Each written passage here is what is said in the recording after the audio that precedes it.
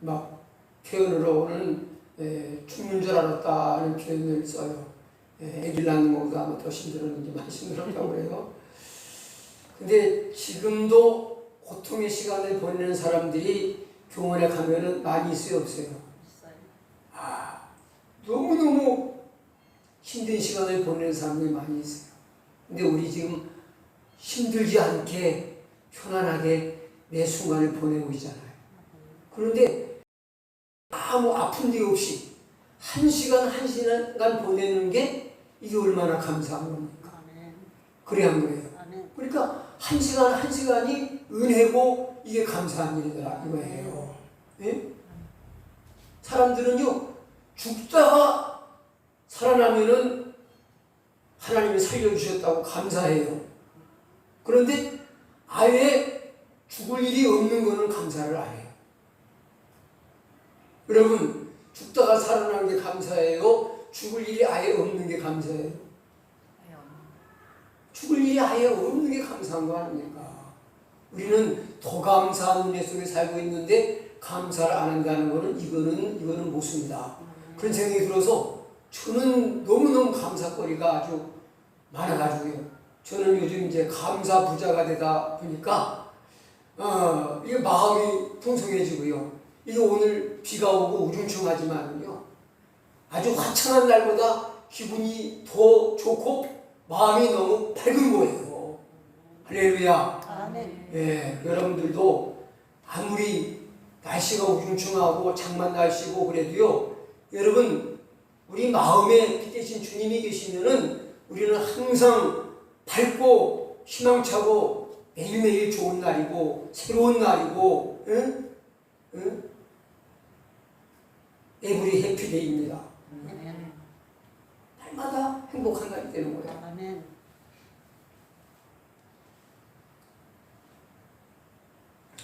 자, 오늘 이제 마가복음 말씀을 좀 중단하고 이제 감사에 대한 말씀을 나누려고 합니다.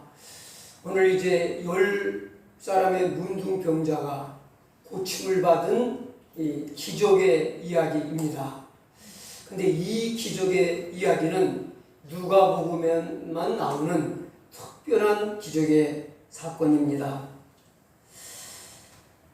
자, 이 문둥병, 나병, 이런 나병 환자를 보신 적이 있습니까? 좋은 세상을 여러분 살고 있으신 겁니다. 제가 어릴 때는 나병 환자를 본 적이 있습니다. 나병이 다 나아서 손이 오그라들어서 한쪽이 장애가 되고 이제 그 마을에 동양을 하러 다니는 그런 분들 가운데 문둥병을 앓고 난 분들이 있었어요. 근데 어린 마음에 엄청 무서웠어요. 그리고 떠도는 아이들 입에서 입으로 전해지는 얘기에는 그 나병 환자들에 대한 공포심을 가지게 하는 그런 루머들이 많이 떠돌았어요. 나병 환자들이 우리 같은 어린애들 간을 먹으면 나병이 낫는다고 한다. 그래서 아무도 없는 데서 나병 환자와 만나면은 잡혀먹을지도 모른다.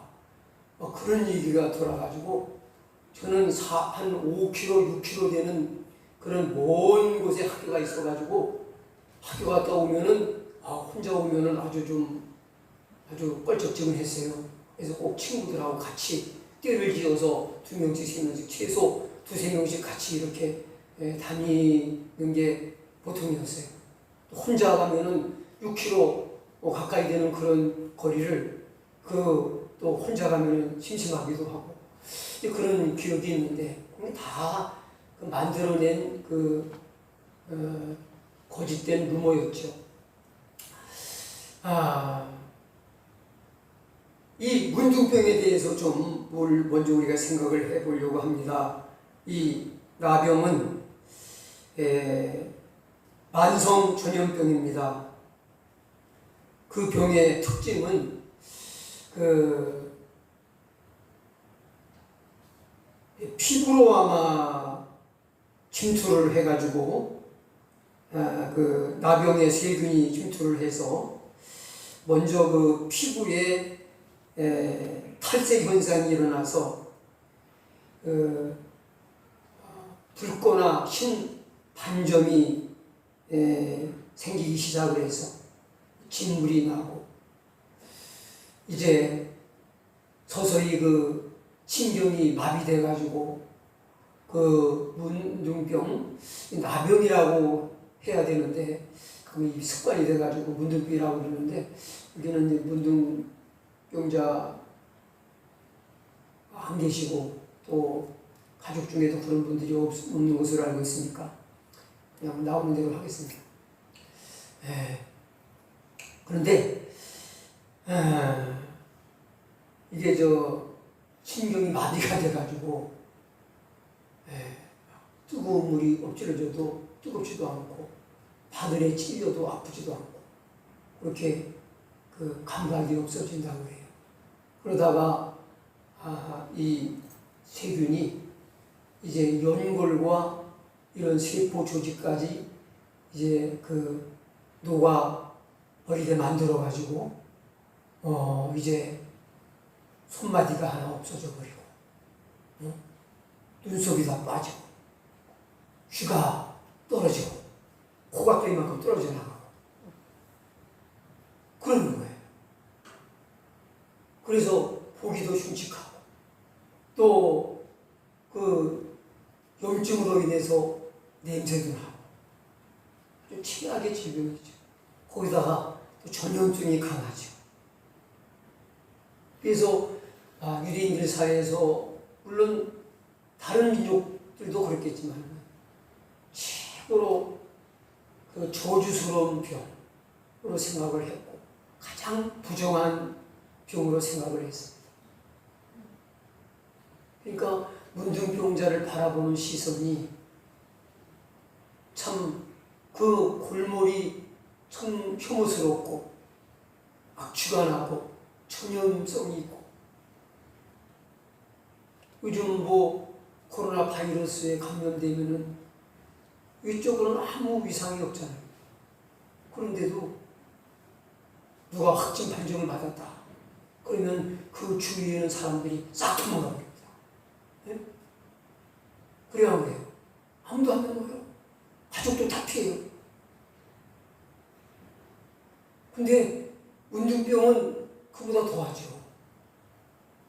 보기도 끔찍스럽고 악취도 나고 안 좋은 거 다 가지고 있으니까 얼마나 사람들이 그 피하고 싶은 존재였겠습니까? 그러니까 나병 환자가 되면요 막 그런 느낌이 들었을 것 같아요. 나는 하나님과 온 세상으로부터 버림받은 존재다. 그래야 한 거예요.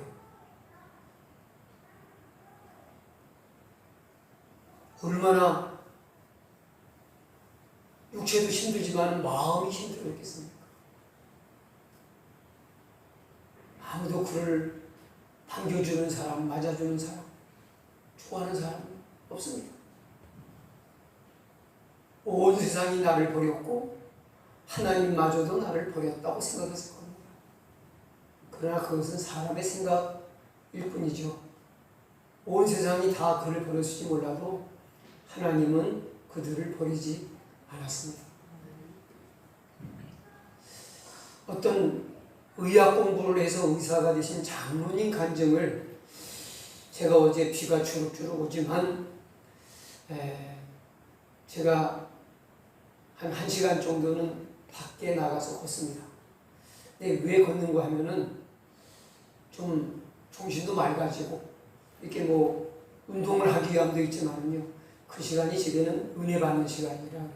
좋은 말씀도 듣고 또 간증도 듣고 그게 참 좋아요. 저는 비가 와도 상관없어요. 우산 쓰고 걸으면 되니까. 그게 참 좋은 시간입니다. 나 혼자만의 은혜 받는 시간. 어제 어떤 장로님의 간증을 들었습니다.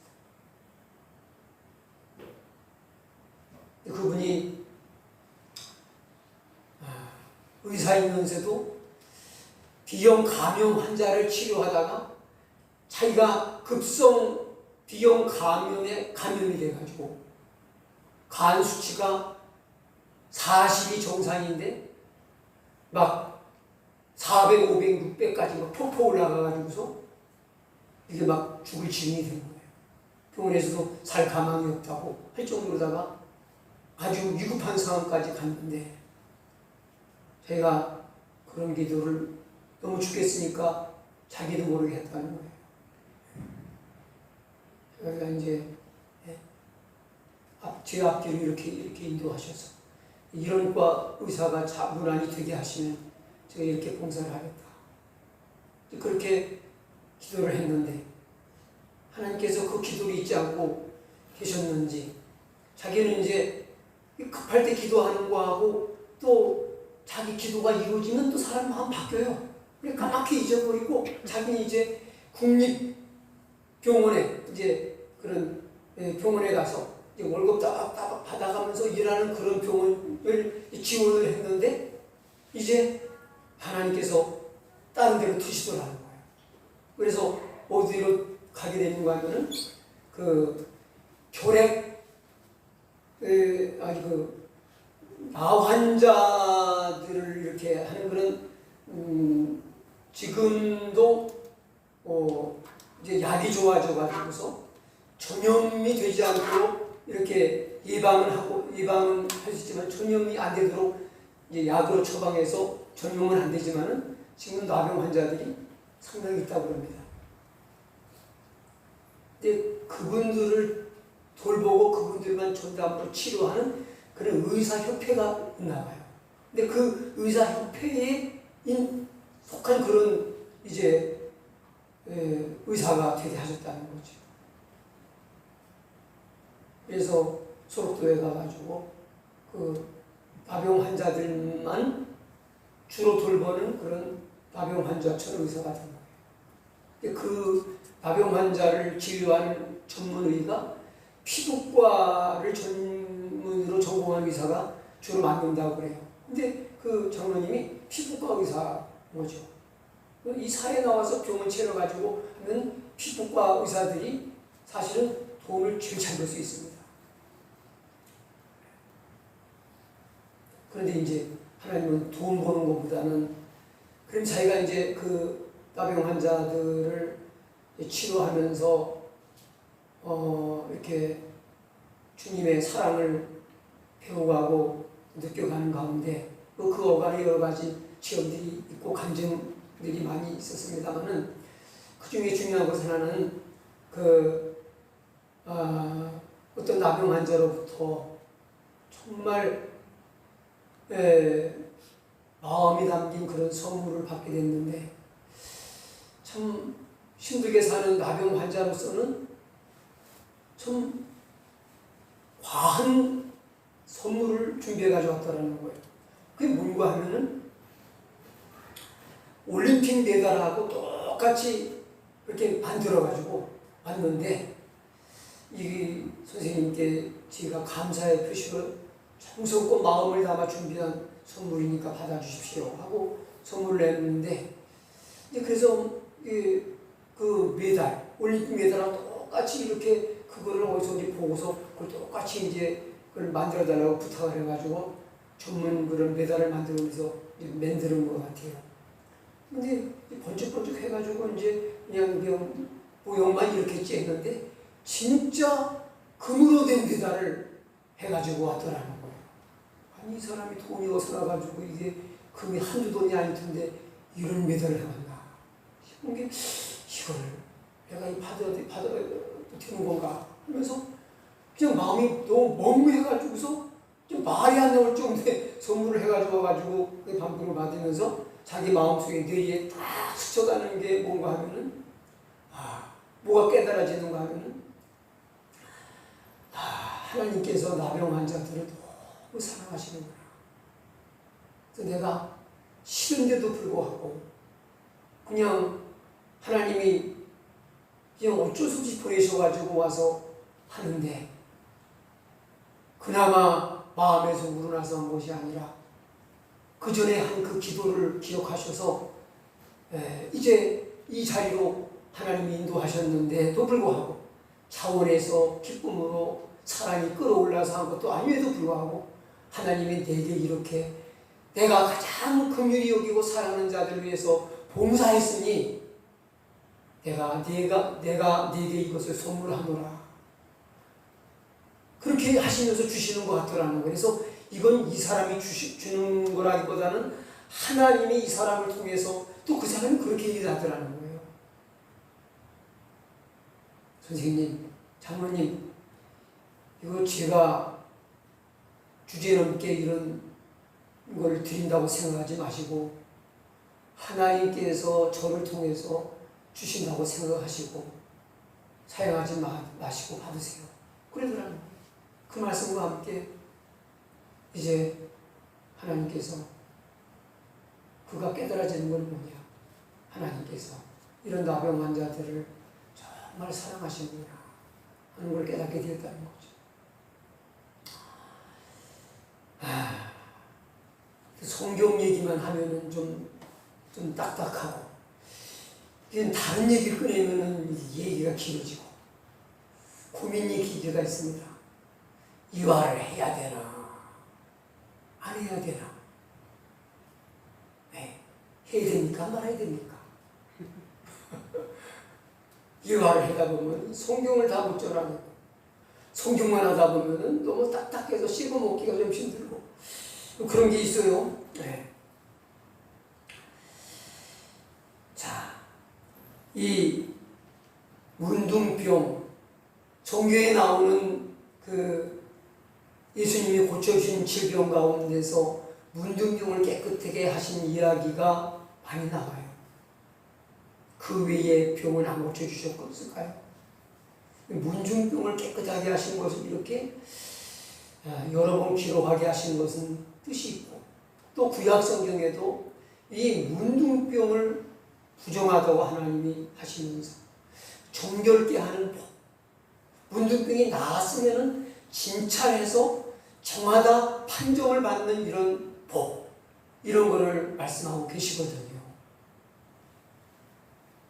이 문둥병, 나병은 꼭 우리의 죄와 너무 닮았다는 거죠. 문둥병은 바로 죄를 상징하는 질병입니다. 죄와 똑같은 특징을 가지고 있어요. 첫째는 무감각성입니다.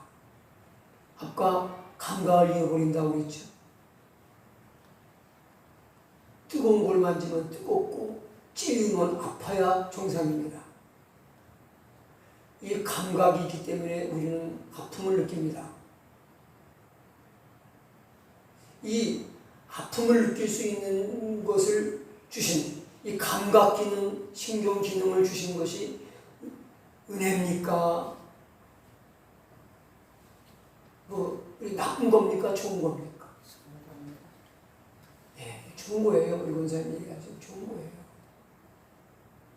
아픈 감각을 느끼기 때문에 낫으려고 약도 먹고 병원도 가잖아요. 안 아프면 안 가요. 죽을 때까지. 그럼 죽어요. 그러니까 안 죽게 하려고 아프게 하시는 거예요. 아프면 약을 먹든 기도하든 뭔 대책을 강구하라고. 문제가 있는데 안 아픈 건 문제죠. 더 큰 문제죠. 근데 죽어가면서도 아프지 않다는 거죠. 죄를 져도 그래요. 사람의 영과 육을 온전히 확실하게 죽게 만드는 게 죄입니다. 근데 우리는 그걸 죄인지도 깨닫지 못할 때가 있어요. 그래도 믿음을 가지고 하나님의 말씀을 들으며 사는 사람들은 그래도 웬만한 걸 죄로 알죠. 근데 하나님 모르는 사람들은 그게 자기 망하는 죄인지도 모르고 얼마나 물 마시듯 죄를 먹고 마시는지 모릅니다. 근데 우리가 지금 우리를 어렵게 만드는 이 바이러스도 똑같아요. 별 감각이 없어요. 몸에 들어와도 들어왔는지 안 들어왔는지 몰라요. 중증이 돼야만 그때 이제 좀 하는 거죠. 이미 몸의 증상을 이길 때는 이미 많이 진행되고 오시고 중증 단계에 이르는 거예요. 또 하나, 또 뭐가 있습니까? 전염성입니다. 확산성입니다. 죄는 누가 마음먹고 퍼뜨리지도 않는데도 불구하고 엄청나게 퍼져나갑니다. 확산이 됩니다. 네?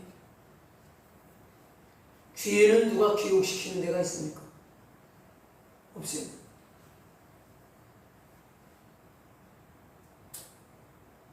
선한 것을, 좋은 것을 가르치는 교회는 이렇게 곳곳에 많이 있는데 사람들은 좋은 거는 들으려고도 하지도 않아요. 아예. 들려줘도 그대로 행하려고 하지 않아요.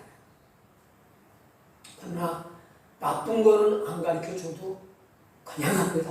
그냥 합니다. 그래서 빨리빨리 퍼져나갑니다. 그 짓을 하다가 감옥에 들어간 사람들이 그렇게 있는데도 불구하고 예? 그 몰카로다가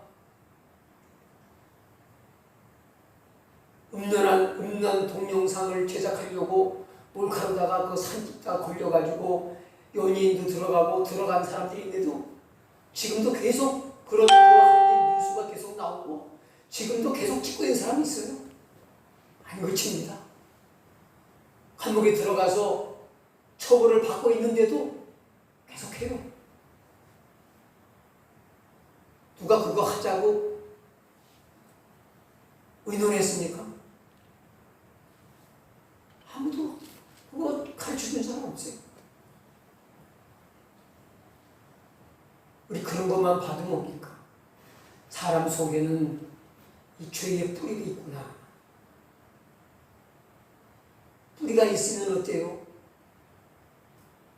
잘라도 또 싹이 나요. 그래야 하는 거예요. 저 우리 교회 정문에 좌우에 국화가 있습니다.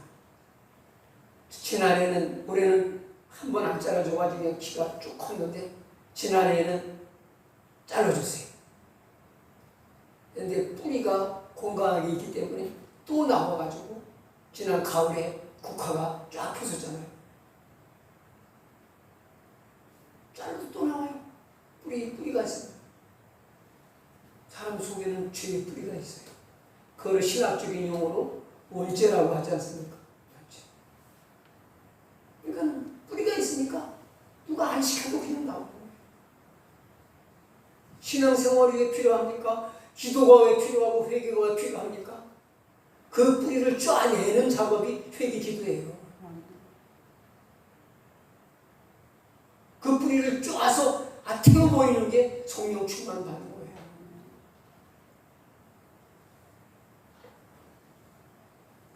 그 다음에 이 문둥병은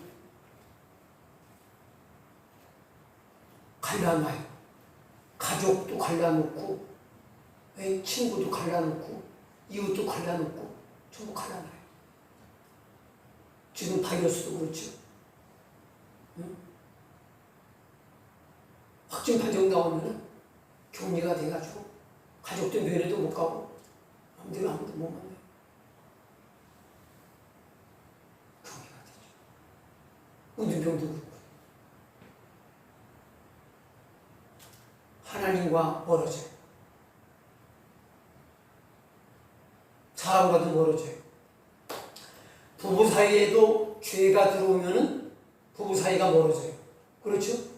부모와 자식 간에도, 친구와 친구 사이에도 죄가 들어가면 멀어져요.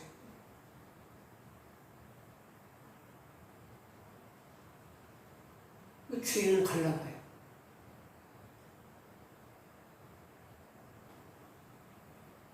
그 다음에 죄는 치명성이 있습니다. 그래서 죽음에 이르게 만들어요. 문둥병도 마찬가지죠. 바이러스도 그렇고.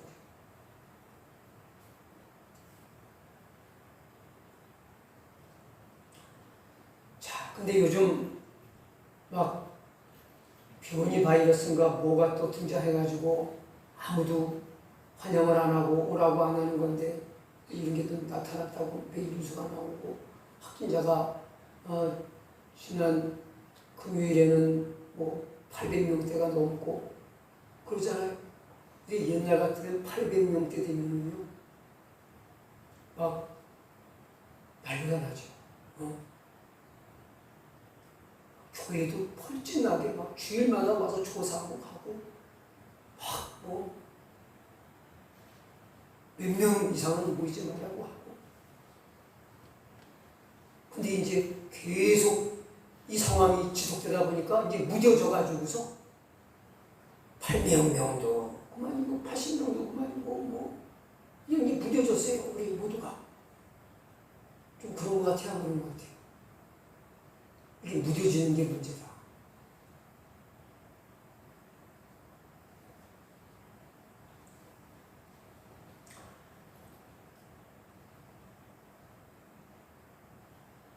그런데 이 10명의 문둥병자가 아주 뛰어왔어요. 한 사람도 아니고 두 사람도 아니고 10사람이 왔어요.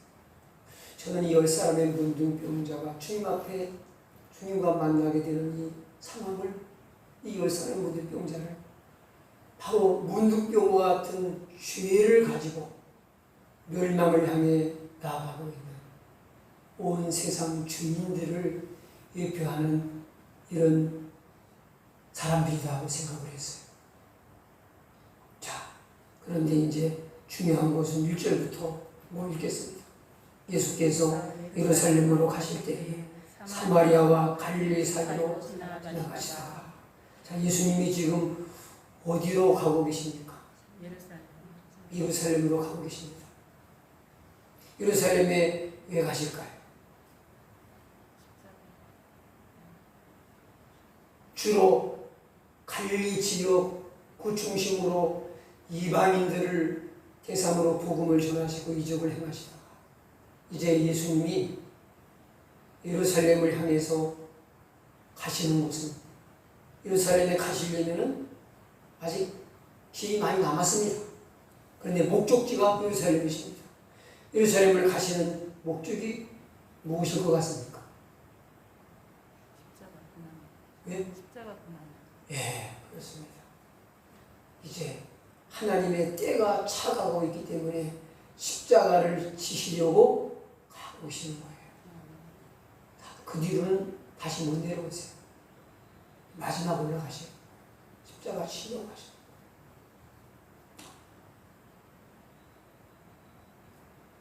예수님이 가시고자 하시는 목적지가 정해져 있습니다. 그곳을 향해서 가시다가 예수님이 한 마을로 의도적으로 들어가십니다. 왜 들어가셨을까요? 예수님은 가실 길이 있어요. 이 마을을 오려고 오신 게 아니에요. 큰 목적과 뜻을 정하고 지금 가시는 길에 한 마을을 찾아 들어가십니다. 의지적으로 들어가세요.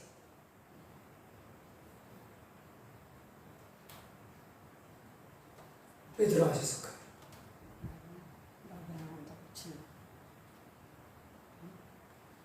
아직 끝난다 한 것. 1번, 배가 고파서 식사 사드신다. 두 번째, 목이 말라서 물 좀 얻어 마시려고.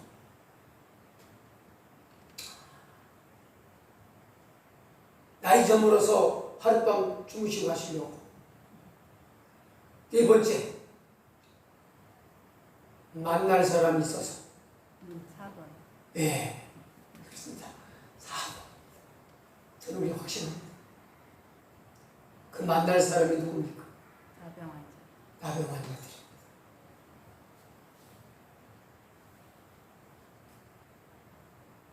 나병 환자 만나고 싶으신 분 있어요? 여러분이 정 만나고 싶으시다면 우리 한번 소록도로 소풍 한번 이제 코로나 끝나면 한번 계획을 잡아보죠. 여러분이 다 간절히 소원한다면 못 갈 곳도 없잖아요.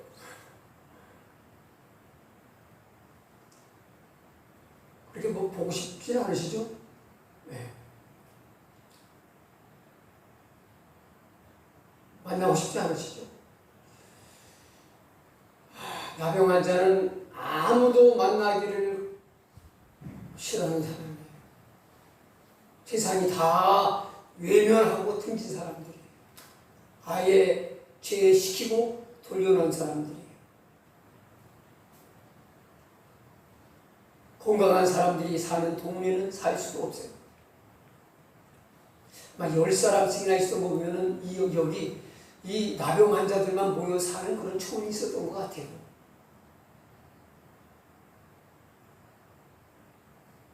그들은 건강한 사람과 이 나병 환자들에게 그 지켜야 될 법이 있습니다. 건강한 사람은 안 지켜도 되는 법이, 특별히 지켜야 되는 법이 있어요. 레위기 13장 45절 이하에 나오는 걸 보면은 먼저 이 사람들은요 옷을 찢고 머리를 풀고 다녀야 돼요. 미친 사람 같죠? 그러니까 가뜩이나 몰골이 진짜 혐오스럽게 변했는데 거기다가 또 머리까지 풀어헤치고 옷까지 찢고 다녀야 돼요. 이게 뭔 의미냐? 이 문둥병자, 이 나병 환자에 대한 것만 가지고 설교를 해도 진짜 1시간으로 부족할 만큼 어쨌든 그 해석까지는 제가 해지 말아야 되겠네요. 그 다음에 윗 입술을 가리우고 다닙니다. 이를테면 이렇게 다니는 거죠. 윗 입술을 위 입술로 아래 입술을 덮고, 이건 뭘 말하냐면 자기 입을 치고 다니는 것을 대신하는 거예요. 그건 뭡니까? 자기를 낮추고 비하하는 행동입니다. 나는 인간도 아닙니다. 나는 죄인입니다. 이 문둥병자가 취해야 될 이 법칙을 보면서 이게 바로 죄인이 취해야 될 태도구나 하는 걸 저는 깨달았어요. 그 다음에 부정하다 하고 소리치며 다녀야 됩니다. 왜 그랬을까요? 건강한 사람들이 모르고 다가오면 안 되니까 접근 금지를 알리고 다니는 거죠. 그 다음에는 집 밖에서 살아야 됩니다. 이를테면 건강한 사람들이 모여 사는 마을 밖으로 나가서 멀찍이 떨어져서 문둥이들만 살아야 돼요. 나병 환자들만 살아야 돼요. 이스라엘 백성들이 모여서 사는 곳에는 이스라엘 진중에는 하나님의 임재가 있습니다.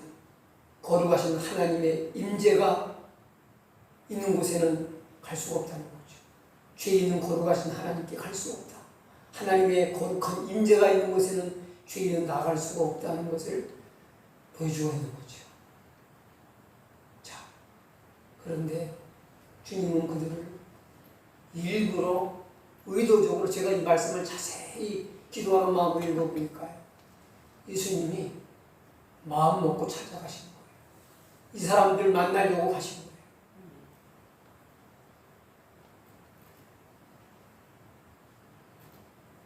우리는 문둥병자 같은 죄인입니다.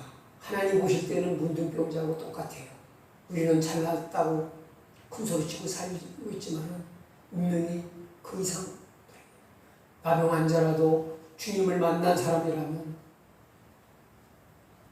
몸은 건강한데 영혼이 문둥병자인 주인보다 복된 사람이에요. 저는 그렇게 믿습니다. 아멘. 아멘.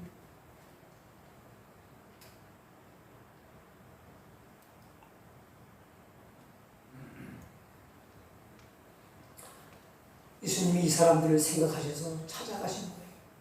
그러니까 이 문둥병자들에게 이 놀라운 은혜, 문둥병, 나병이라고 하는 이 삶의 이 무거운 굴레를 스스로는 벗어버릴 수가 없어요. 사람은 아무도 그 운명적인 굴레를 벗어줄 수가 없어요. 이 무거운 저주스러운 나병의 이 무거운 굴레를 예수님이 벗겨주시려고 오신 거죠. 찾아가신 거죠. 우리를 구원하시려고 찾아오신 예수님. 그대로의 모습이에요.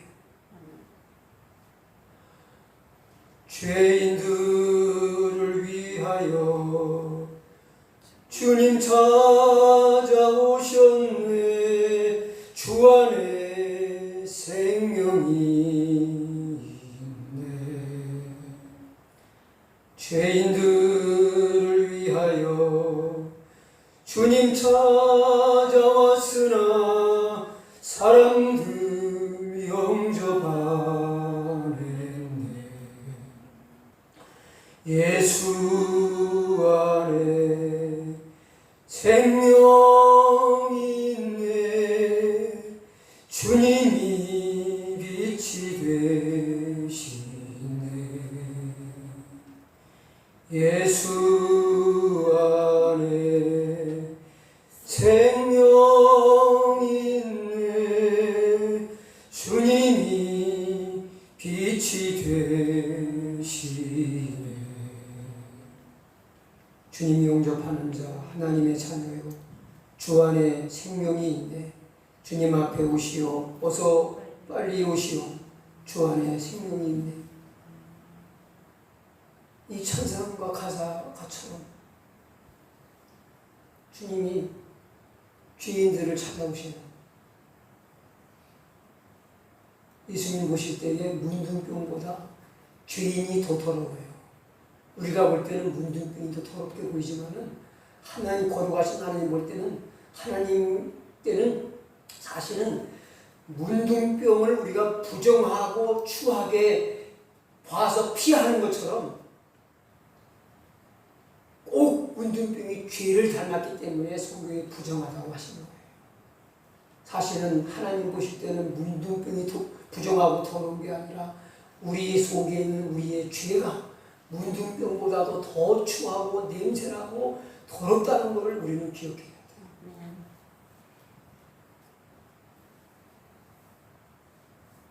문둥병의 그 추하고 냄새나고 더러운 몸을 보고 사람들이 더럽다고 추하다고 냄새난다고 얼굴을 찡그렸겠죠. 그리고 피해 도망갔겠죠. 그러나 하나님 보실 때 문둥병자를 추하고 더럽다고 피하고 박대한 사람들이 하나님 보실 때 더 더러울 수도 있어요. 문둥병이 더럽고 추한 것은 알면서 자기 죄가 추하고 더러운 것을 모르는 것이 바로 우리가 아닌가.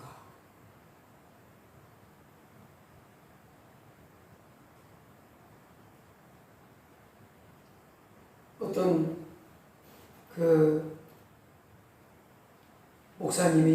목사님이 간증하는 걸 제가 들었는데요. 그분은 강남의 고급 술집에서 술집을 차리고 술을 팔고 웃음을 팔던 그런 분이었습니다.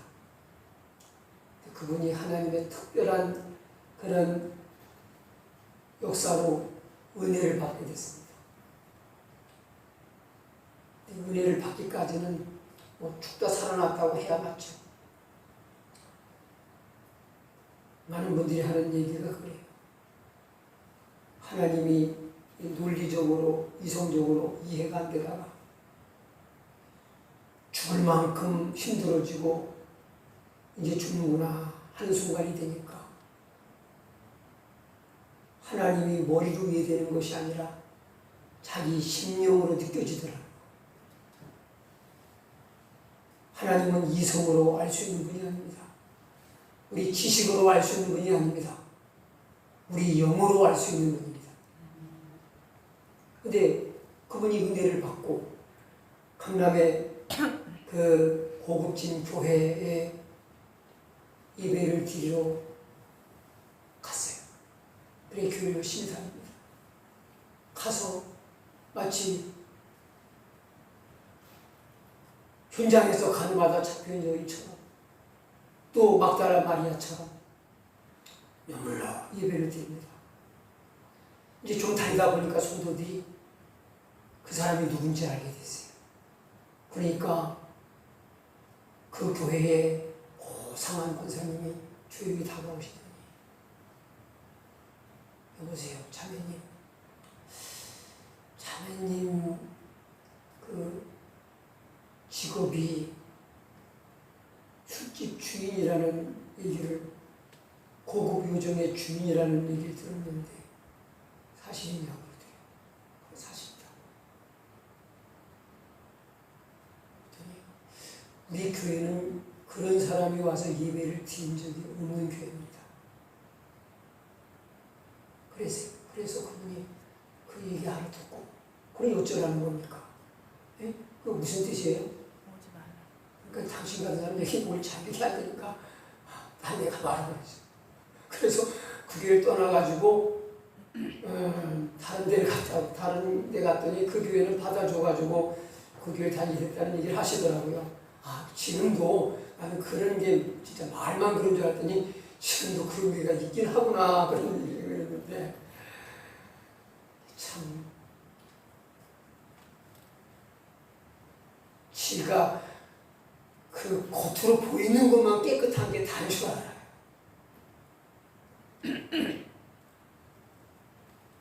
그분의 신분이 노출되기까지 다니면서 흘린 눈물과 회개로 그의 죄는 예수님의 피로 그 권사님보다 더 깨끗하게 씻겨져 있을지도 몰라요. 그러니까 하나님 보실 때에는 누가 더 더러운지 사실은 모르는 거죠. 누가 감히 누구를 더럽다고 얘기할 수 있습니까? 그래야 하는 거예요. 예수님께서 현장에서 가늠하다 잡혀온 여인을 돌로 칠까요 말까요 하니까 죄가 없는 자가 치라 그러니까 다 가잖아요. 양심이 찔리니까. 그 사람 돌로 칠 사람이 없잖아요. 자신 있는 사람. 그게 인간이에요.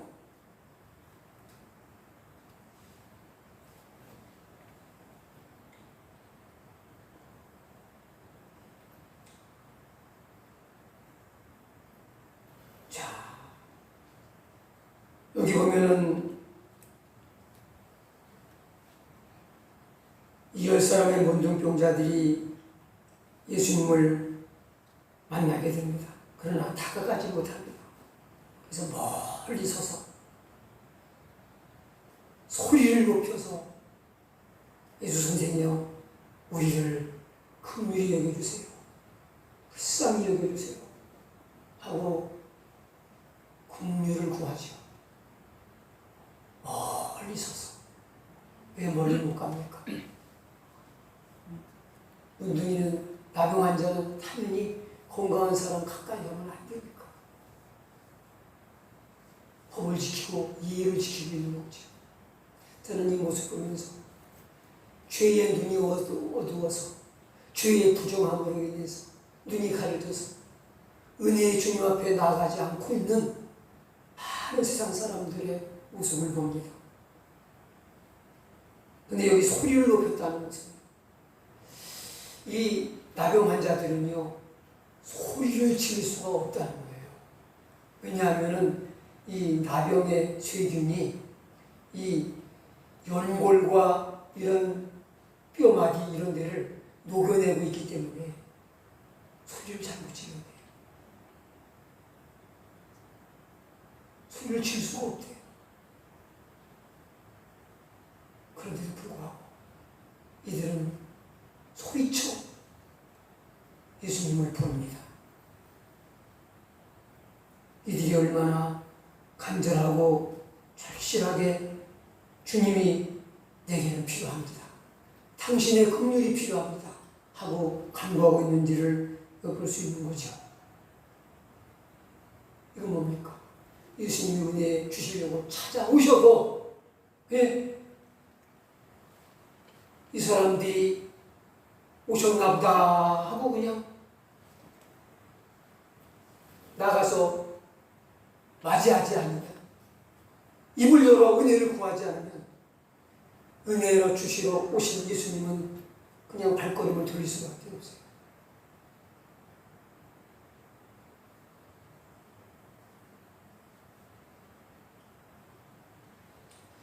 저도 참 마음이 많이 안타깝고 마음이 좀 아팠습니다. 그 문예경 가면은 우리 지집사님이 은혜와 은지를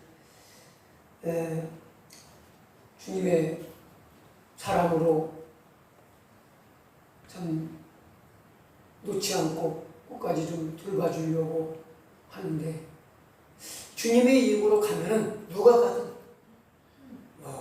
평신도가 가든 교회 직분자가 가든 목회자가 가든 누가 가든 주님의 이름으로 갈 때는 그건 그 사람이 가는 게 아니라 주님이 보내시는 거예요. 주님은 그 사람을 통해서 반드시 그 사람에게 주실 은혜가 있습니다. 사람은 상관없어요. 예수님의 이름으로 간다면 예수님은 어린아이라도 예수님의 이름으로 그 사람 생각해서 믿음으로 찾아간다면 주님이 보내시는 거고, 주님은 그 사람을 통해 주실 은혜가 있어요. 어떤 은혜든 간에. 근데 그걸 마음을 닫고 문을 닫아 걸고 열어주지 않고 받아들이지 않는 이런 모습. 주님이 찾아가셔도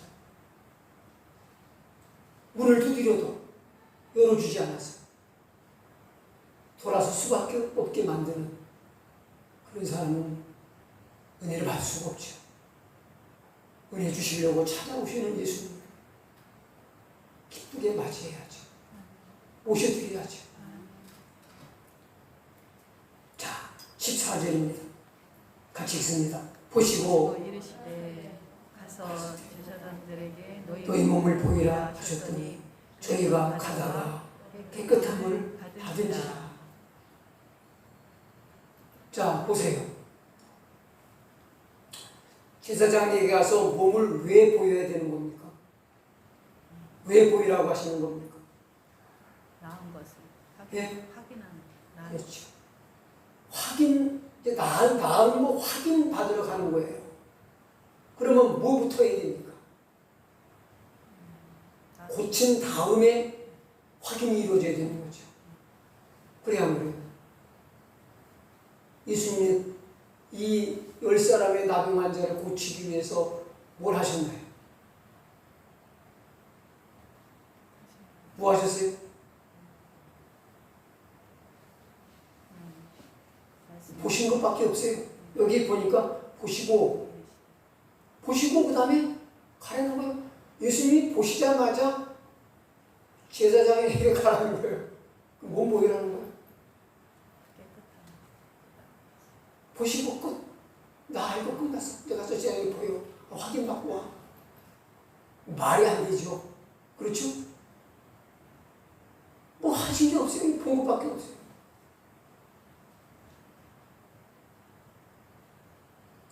이거는 구약의 율법을 근거로 봐도 이건 순서에 맞지가 않아요. 그런데 얼핏 보면 순서가 안 맞는 것 같지만은 순서가 안 맞는 건 아니에요. 제가 이걸 놓고서 예수님 좀 엉뚱하시다. 이건 율법적으로 순서가 안 맞는데 그렇게 생각을 하고 보니까 또 어찌 보니까 순서가 맞기도 해요. 왜냐하면은 로마서 같은 데 보면은 그런 말씀이 나오잖아요. 로마서 14장에 나온 걸로 제가 기억하는데 누구든지 주의 이름을 부르는 자는 구원을 얻으리라. 예수님의 이름을 부르는 것으로 그분을 만난 것으로 이미 구원은 임한 거예요. 그래야 한 거예요. 네. 어쨌든 이성적으로 인간적으로 생각을 해볼 때 그래도 다른 사람 소경한테 하던 침이라도 한번 뱉어주시든지 뭐 좀 하셔야 되는 거 아닙니까?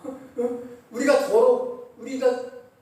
나병 환자니까 더러우니까 우리도 먼저 그 나병 환자 소경에게 한처럼 좀 침이라도 한번 뱉어주십시오 하면서 뭐 있어야 될 거 아니에요? 그렇죠?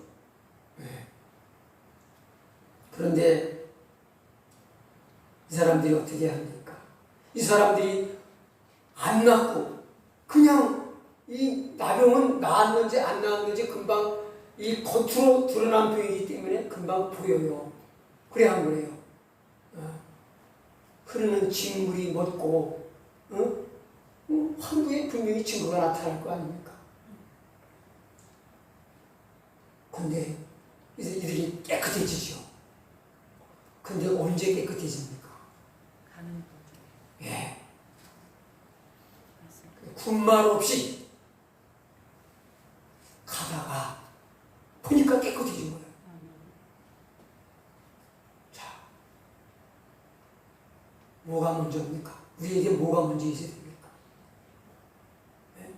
주님 말씀을 들었다면 묻지도 따지지도 말고 순종부터 해야 그 다음에 기적을 봅니다. 이게 정상적인 순서예요. 특별한 경우도 있기는 해요. 그러나 우리는 그럴 때가 많죠. 기적을 보여주세요. 제가 그 다음부터 순종하며 살게요. 이 문제 해결해 주세요. 그러면 그 다음에 지금까지 순종 못하고 살았지만은 기적을 보여주셔서 문제 해결해 주시면 그 다음부터는 순종 잘하며 살게요. 되게 그런 조건을 가지고 기도를 해요. 그래야 하는 거예요. 근데 언제나 기적은 묻지도 따지지도 않고 순종부터 한 다음에 나타났어요. 순종이 참, 저도 순종에 대한 설교를 하지만은 순종이 참 말하기는 쉽지만은 쉽지 않아요. 그래서 예수님도 십자가의 죽음으로써 순종을 배우셨다고 했어요.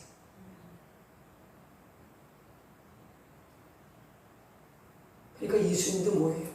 본래 당신의 마음속에는 순종하고 싶지 않은 마음이 있으셨다는 거죠. 그렇죠? 그런데 배워서 순종하셨다는 거예요. 배워서. 우리야 말할 게 뭐 있습니까? 순종하고 싶은 마음보다 순종하기 싫은 마음이 더 많죠. 그러나 순종을 배워가는 게 믿음입니다. 그리고 그게 축복입니다. 그게 귀한 거고 그게 하나님 앞에 아름다운 것이고 하나님을 기쁘시게 하는 거죠. 아멘? 아멘. 예. 그 다음에 우리 한 가지만 더 할게요. 좀 살필 말씀은 많이 남았지만 자 15절 읽겠습니다. 그 중에 하나가 자기의 나온 것을 보고 큰 소리로 하나님께 영광을 돌리며 돌아와 예수의 발 아래 감사하니. 자,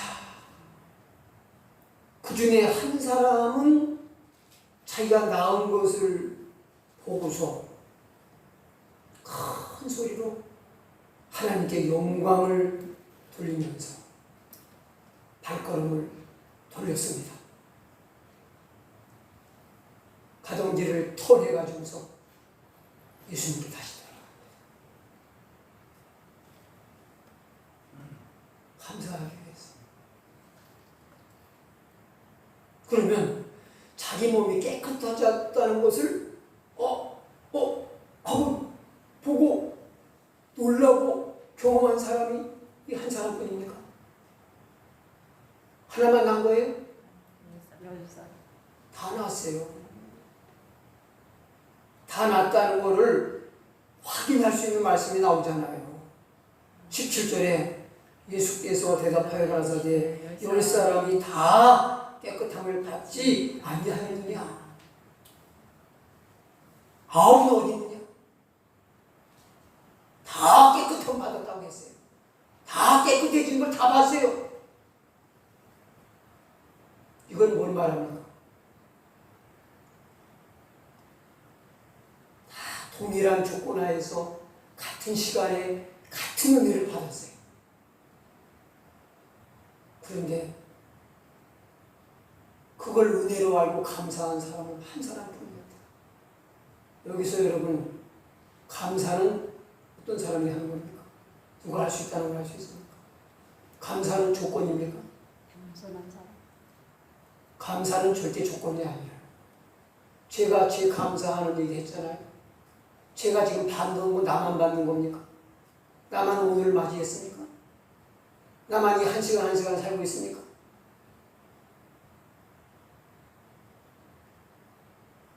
감사는 빛 가운데 있는, 은혜 가운데 있는 사람을 할 수 있는 거예요. 깨닫는 사람만 할 수 있는 거예요. 은혜를 은혜로 깨닫는 거. 감사한 일을 이게 얼마나 감사한 일인가. 이걸 아는 게 얼마나 여러분 고마운 일인지 아십니까? 이게 얼마나 큰 은혜인지 아십니까? 감사한 그 은혜를 그 감사하다고 깨달아지는 게 이게 은혜예요. 여러분, 감사는 그 사람의 문제입니다. 여러분, 그래서 성경에는요, 감사하는 사람이 되라고 해요. 사람이 되라. 사람 좀 되라. 감사를 할 줄 알아야 진짜 사람다운 사람이 돼요.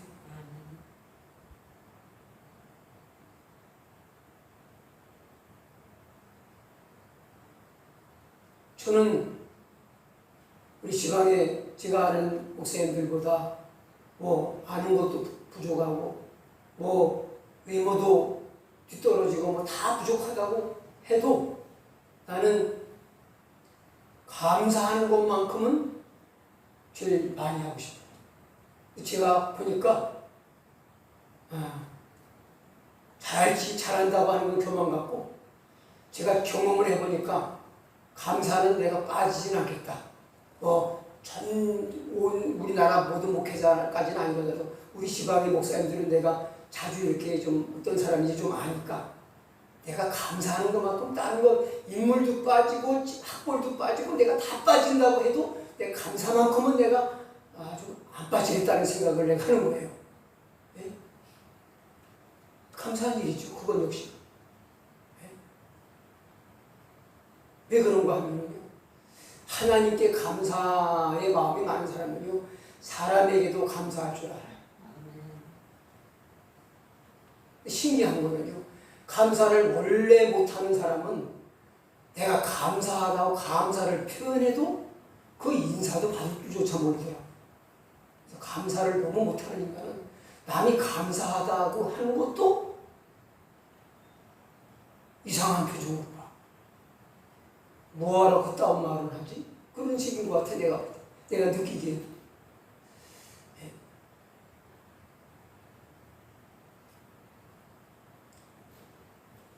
정말 이 감사가 얼마나 소중한 건지 제가 왜냐면요, 이 갑자기 세 달이 딱 오면서 첫 주가 이게 맥주감사절이기 때문에 제가 거의 매해 자꾸 잊어버려요. 그래서 지난 주일에 오늘 맥주감사절이라는 거를 광고를 드렸어야 되는데 광고를 안 한 거예요. 갑자기 금요일인가 그쯤 생각이 나요. 근데 또 이거 못 본 사람이 있을까 해가지고 또 보여드리고, 우리 권사님은 카톡을 안 하셔가지고 문자로 보내드리는데 보셨어요? 보셨구나. 왜 그런가 하면요, 이게 마지막 결혼을 못할 것 같은데, 아주 얘기하고 끝낼게요. 이게 뭡니까? 예수님께서 그러잖아요. 아홉은 어디 있냐? 이 말씀을 왜 하실까요? 네? 10사람이 다 깨끗함을 받지 않았느냐? 근데 아홉은 어디 있니? 이 말씀을 하시는 예수님의 마음이 어떤 마음일까요? 저는 솔직히 서운해서 하시는 거라고만 생각을 했어요. 예수님, 이 사람들이 감사 안 한 것이 그렇게 서운하셨나요? 그렇게 묻는 듯하는 그런 기도를 하면서 이 말씀을 묵상을 했습니다. 주님이 내게 알려주신 마음은 그게 아니었어요. 나는 그들이 감사한 게 서운한 게 아니라 저들이 문둥병이 나은 은혜는 그는 그 다음에 줄 은혜에 비하면 너무나 작은 은혜인데, 나는 저들을 위해서 더 큰 은혜, 더 영원한 값진 은혜를 준비해 놓고 그들이 다 돌아오고 기다렸는데 그 그들이 오지 않은 것이 너무 마음이 아팠다. 이해가 되세요? 아멘. 감사하러 온 이 한 사람이 받은 이 은혜는요, 뭡니까? 여러분, 문둥병이 나도 그 몸 가지고 100살 이상 못 살아요. 죽어요. 영원히 구원받아야 그게 진짜 복이고 영원한 축복이에요. 근데 이 감사로운 사람은 뭐예요? 이 사람은 감사로 말미암아 자기의 믿음에 대한 가장 아름다운 그 축복의 열매를 거두게 된 거예요. 여러분, 감사는 신앙의 가장 최상급의 열매입니다. 이 가장 최고의 축복을 이 9사람도 받을 수 있었는데 안 와버린 거예요. 그냥 가버린 거예요.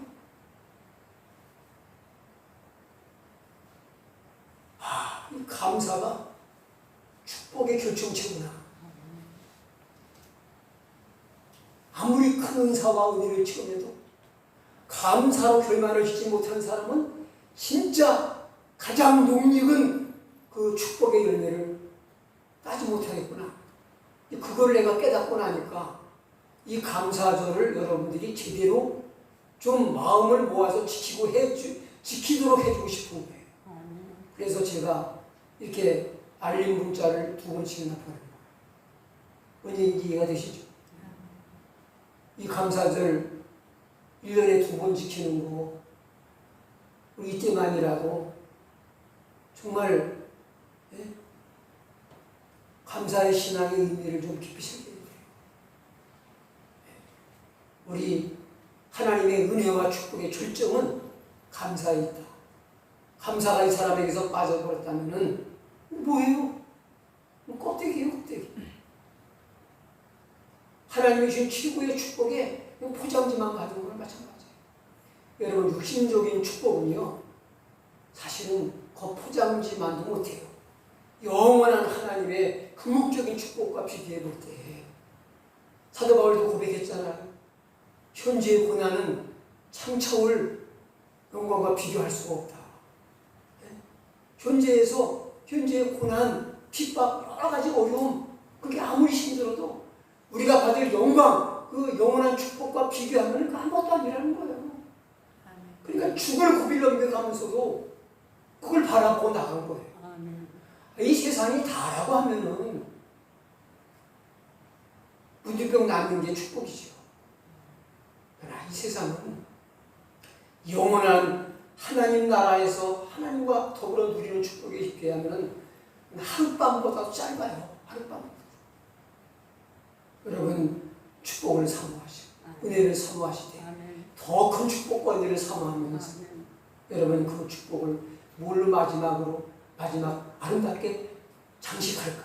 감사로 장식하고 감사로 결말을 맺어야 돼요. 그걸 감사하는 사람이 그걸 마지막 열매를 따는 거예요. 그걸 거둘 수 있는 거예요. 나는 숨을 거두는 순간이다. 감사로 끝내겠다. 하루의 삶을 감사로 끝내고 내 일생을 감사로 끝내겠다. 그런 각오. 여러분, 감사로 끝내는 인생이 어찌 그 미래가, 그 영원한 그 내세가 복되지 않을 수 있겠어요? 어떻게 하늘 문이 안 열리겠어요? 그래야 한 거예요. 우리 기도하겠습니다. 하나님, 감사합니다. 오늘도 귀한 말씀 주셔서 감사의 신앙이 얼마나 귀하고 값진 것인지 깨달아 알게 해주심을 감사합니다. 주여, 문둥병자보다도 더 추하고 냄새나고 덮여진 우리의 영혼을 당신께서 십자가에서 온몸이 찢기시고 상하심으로 흘려주시는 보혈로 깨끗이 씻어주셔서 예수님 문둥병자의 몸을 깨끗하게 하신 것보다 더 깨끗하게 광채나게 만드셔서 하나님의 그 나라의 하나님의 자녀로서 영광되게 살아갈 수 있는 측량할 수 없는 영광스러운 자격과 은혜를 얻게 해준 것을 감사하고 감사합니다. 이 은혜 감사하며 더 큰 은혜와 은사를 사모하며 감사함으로 하나님 섬기는 복된 성도들 다 되도록 축복하옵소서. 예수님의 이름으로 기도합나이다. 아멘. 우리 찬양하겠습니다.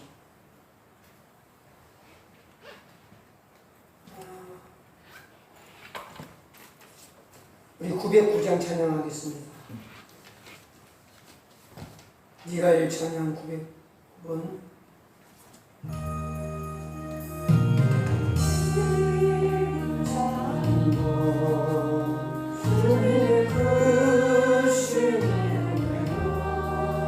주를 믿게 된 것은 더욱 크신 은혜라.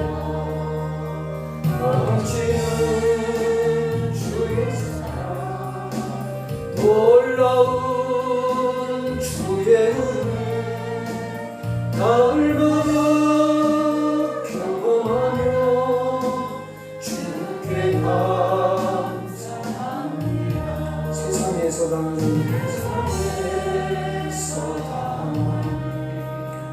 환난 고초마다 이길 힘을 주시니 더욱 크신 은혜라. 답답할 때 기도로 쓰러질 때 섬기며 얼마나 주시니 주여 감사합니다. 하늘의 영광이 우리에겐 기쁨이 날로 도래하며 더욱 크신 은혜라. 쌓여진 사랑도 감당할 길 없어서 온전한 드립니다. 진정 감사합니다.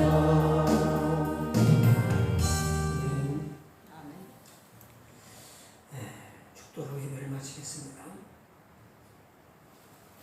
이제는 운동병자보다도 더 추하고 더럽고 냄새나는 죄인된 저희들을 긍휼히 여기셔서 이제 그 추함을 깨끗하게 씻어주시기 위해서